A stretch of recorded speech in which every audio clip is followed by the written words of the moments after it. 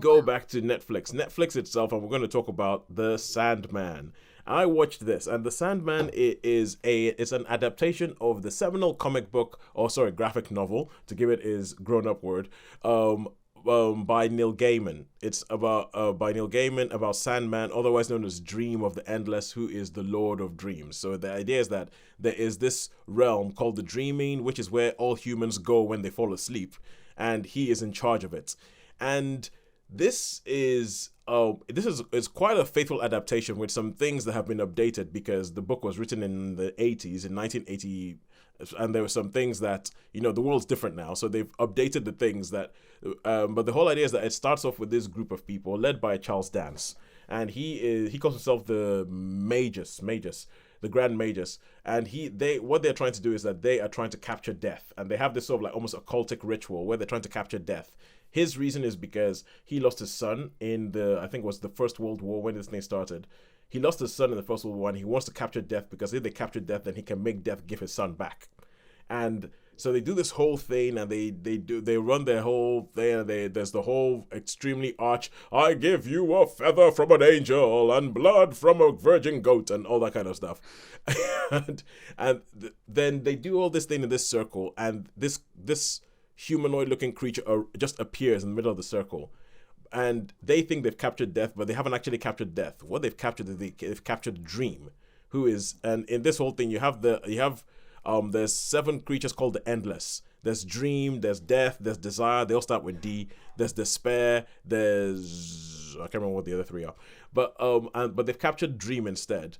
So they keep Dream in this area. They're like, all right, cool, that's it. Dream, otherwise known as, he has many names. It's kind of like, one of those Game of Thrones things where everybody has 15 different names.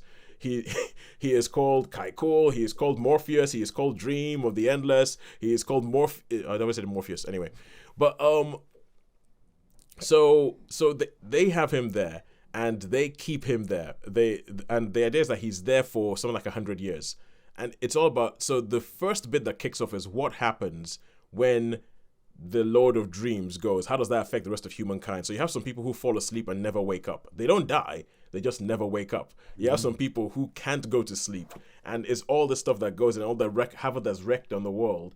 And they have things like, there's some nightmares that he's created in the dream world that escape the dream world and go into the real world. And one of the nightmares is somebody called the Corinthian, who is scary as hell. Because it's scary as, let me put it this way: he doesn't have eyes; he has teeth for eyes, and he comes into the real world and it kind of becomes like a serial killer and all that.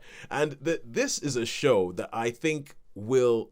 It already has. It's polarizing. Some people think it's rubbish. Some people think it's the best thing ever. And I actually own the entire Sandman collection. I have that that's what I have on my bookshelf.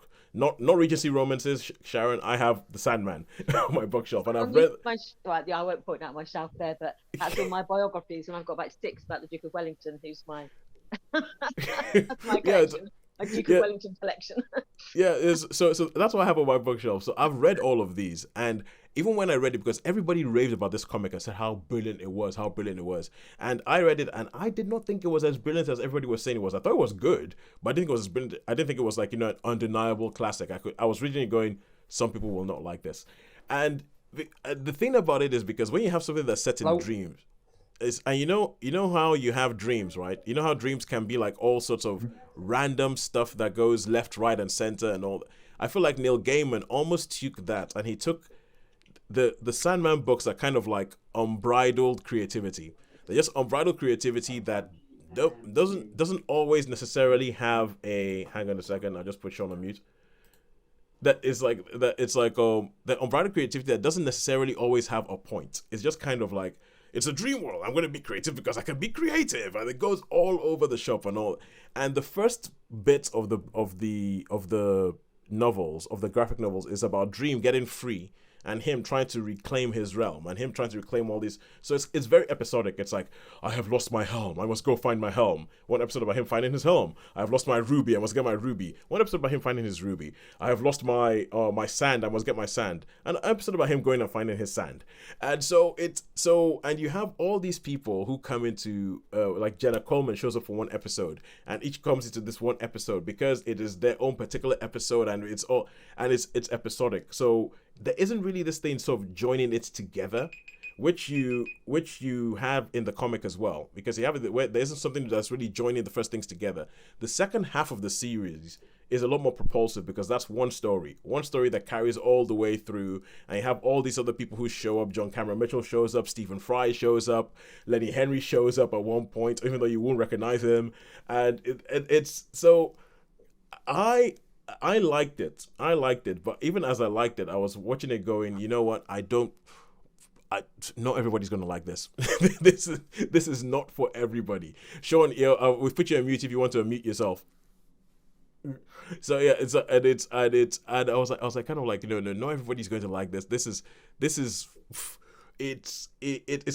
I'll tell you what it's like. It's kind of like, you know, when they talk about unbridled creativity, and it's about you're watching Morpheus played by Tom Sturridge, and it's as if you're just watching him walking through one land where random stuff happens, and then next episode walking through another land where random stuff happens. Now I'm going to go to hell and we're going to see Lucifer, who's played by Gwendolyn Christie. Yep, that's it. And now we're going to forget about that and we're going to go off to this direction. And they've done stuff to change the comics, because obviously the comics were released month on month, and you could do that. They've stuff to change it and to have more of an underlying arching story that links it together. And this first season follows the first 2 volumes of stories that were done. So there's a very definite halfway cut in this season where that's that story over with, and now a new story. So I quite like it. I think the design is good, but I think the same problems that I had with the Sandman the comic carryover, I feel it could be seen as indulgent. Depending on how you are, it could be very well seen as indulgent, and because it's Neil Gaiman just being creative, because it's a dream world and you can totally be creative, and let's feel it, dreams don't make sense. So I would give this a 3. I'll give this a 3 out of 5, and I would say with that proviso that you might like it, you might hate it. And it really does depend on who you are, and I couldn't tell you which one I couldn't tell you where it is that you'll end up. So yeah, that's it. 3 stars for the Sandman. Oh, I've been intrigued by that one, so I will check that one out definitely, because I've read a bit of Neil Gaiman, so I thought I would, but I wanted to. It was almost like too much to watch in one hit. So it's one of those films I think, and I want to watch it, but I'm going to put it off and watch it. Yeah. I think that's probably roundabout. That's probably fair. I mean, it's Neil Gaiman, so you know that there's going to be bits where he goes dark. There's going to be he has this habit of mixing a fairy tale with some of the darkest stuff you've ever thought about. Like there's a bit where they get to a thing called a serial convention, and the idea of the serial convention is just don't worry. When you watch that, let's see. Rice Krispies, then I'm assuming. Rice Krispies versus cornflakes. It's spelt like that. It's spelt like that, but when you watch it, you see that it's something totally different. But anyway, let's move on. That's 3 stars for the Sandman. Watch it, Sharon, and let me know what you think. Okay. And